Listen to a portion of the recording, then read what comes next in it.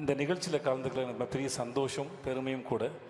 நான் வந்து உட்காந்து ஒரு 1/2 மணி நேரம் ஆச்சு. 3 மினிஸ்டர்ஸ் மேலே இருக்கிறாங்க.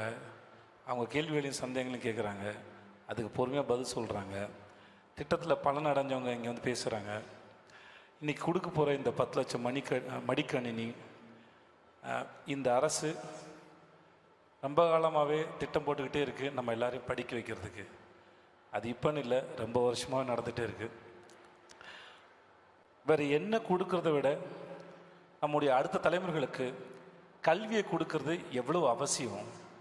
ஒருத்தர் கல்வி கிடைக்கிறது மூலமாக அந்த தலைமுறை அந்த குடும்பம் அவர்கள் அடுத்த கட்டத்தை நகர்ந்து போகிறாங்க. அதுக்கு மிக முக்கியமான பங்கு இந்த அரசு மறுபடியும் செஞ்சுக்கிட்டே இருக்காங்க. அதுக்கு ரொம்ப மிக்க நன்றி சார் உங்களுக்கு.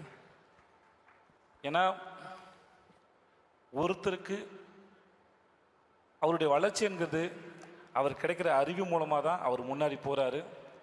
அதுக்கு எவ்வளோ தடைகள் வந்தாலும் அதெல்லாம் உடைச்செறிஞ்சு அவங்கள முன்னாடி நகர்த்திட்டு போகிறதுல பெரும் பங்கு வகிக்கிறாங்க. அதுக்கு ரொம்ப நன்றி சார்.